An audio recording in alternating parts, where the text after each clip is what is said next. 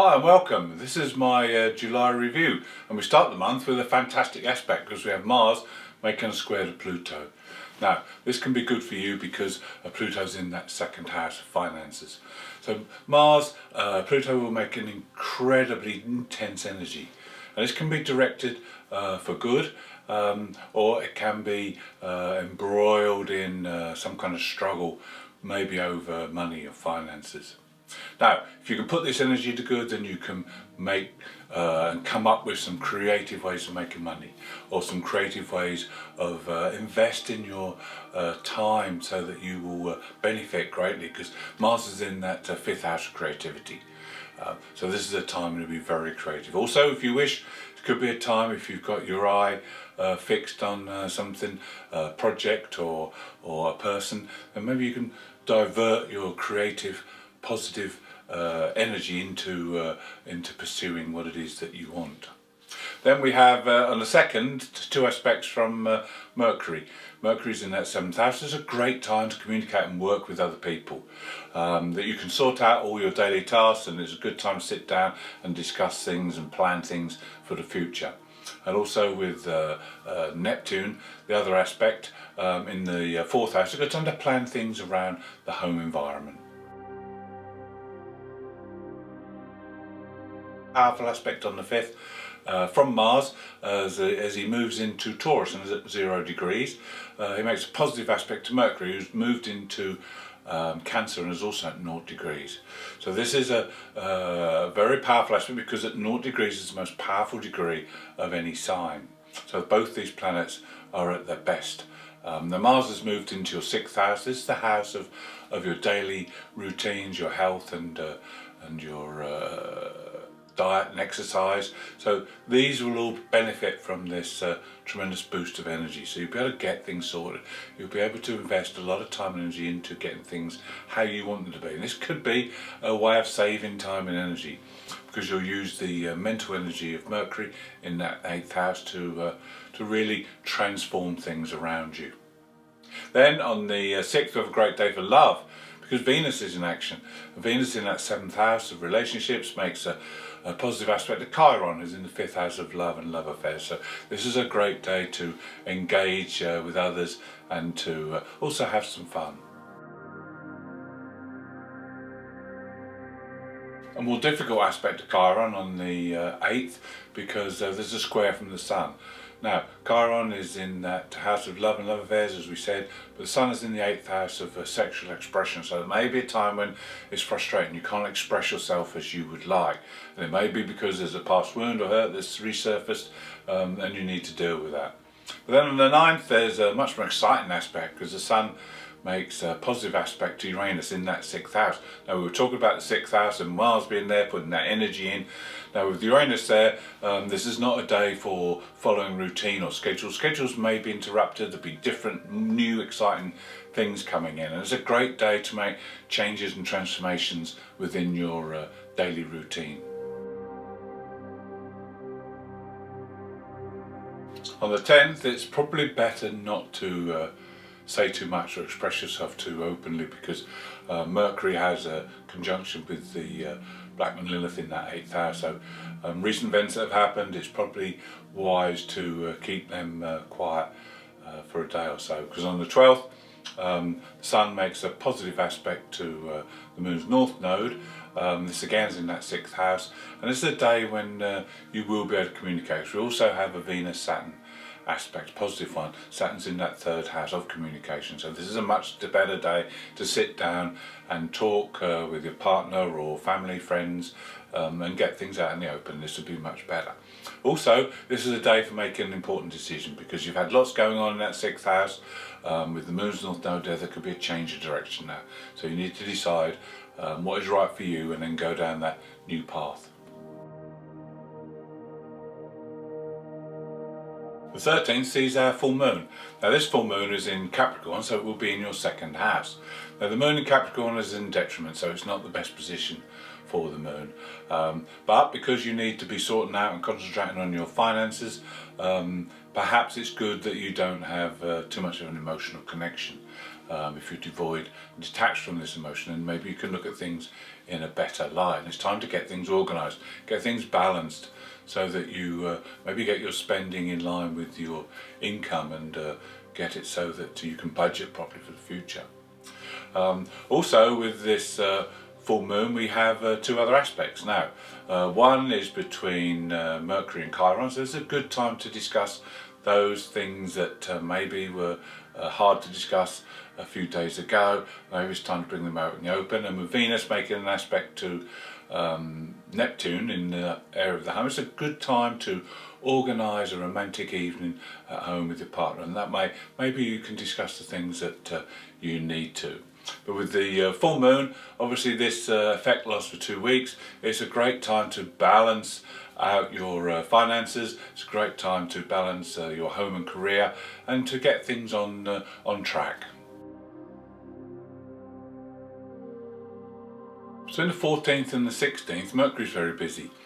He makes three aspects. The first is to Uranus in that 6th house, and again this is a time when you'll be thinking up new ideas about your daily routines. There's a lot of emphasis on the 6th house this month. And again on the 15th, Mercury makes an aspect to the Moon's North Node, also in that 6th house. So here we're looking at exploring your new avenue, your new direction that you're taking, and really making the most of it. Remember, there's no such thing as a coincidence. Everything is meant to happen. So this is a time when you need to concentrate your efforts on this new direction.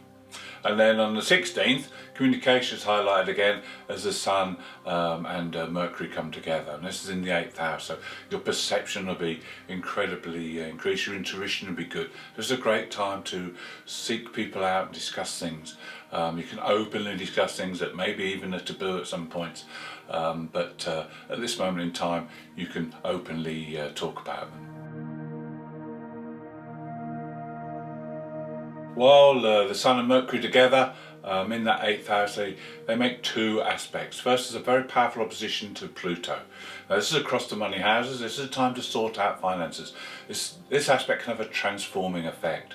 It may be that you need to pay back debts, maybe that you want to take out a loan for a big purchase, or it may be that you just want to combine finances and start a joint project with someone else. Whatever it is, this is a great time to act on that and to use the transforming effect of Pluto. The other aspect, the following day on the 18th, is to Neptune. Now Neptune's in that 4th house. So now again we can bring spirituality and a certain amount of joy and positivity into the home area with this aspect.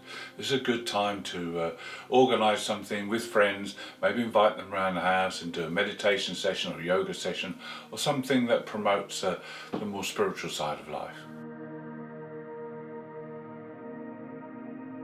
It may be challenging days around the 19th, because we have two aspects that can bring up things from the past. We have Mars making a positive aspect to the moon, Black Moon, Lilith, but this amplifies anger. And with the Black Moon being in the 8th house, things could come up from deep buried under the surface. And Mars will amplify these feelings of anger, and it's a good time to talk to a counsellor or someone who you can confide in if these issues start to surface. On the 20th we have Chiron going retrograde, and again with Chiron being in the 5th house, this could bring up wounds and past hurts to do with love, and again these need to be brought to surface and healed. Positive news on the 23rd as the Sun moves into Leo, your fellow fire sign, and will shine brightly for you. Also he'll be in the 9th house. This is the house of Sagittarius and Jupiter, so this is going to benefit you greatly. There's also two aspects, one on the 23rd from Mercury to Jupiter, and another one on the 24th from Venus to Jupiter. So Jupiter being in that 5th house, it's a great time to have some fun, enjoy yourself. It's a great time to let the stresses of the past few weeks disappear and really get to grips with using your creative side, socialising with friends and family, and thinking about this new adventure that you maybe are going to embark on with the Sun in the 9th house. On the 26th, you just need to be a little bit careful, because we have Mars, who is very slow to anger in Taurus, being aspected by a square, challenging aspect from Mercury. Now, this is an aspect where you may not get angry, lose your temper, but you may be having this underlying irritability and frustration that's going on. So Mars is in that 6th house of daily work and routines. So just be careful on this day and be aware of accents, because you may not be concentrating fully. The other thing you may have to defend is your beliefs, with Mercury being in that 9th house, but you're well within your capabilities of defending it very well. Then the following day we have some great excitement, because Venus and the Black Moon Lilith come together. This is in the 8th house. This is a day when you'll drop your boundaries and you'll be open for some romance and excitement, but just be careful that you don't go overboard, because there is a tendency with this aspect to be a little bit reckless.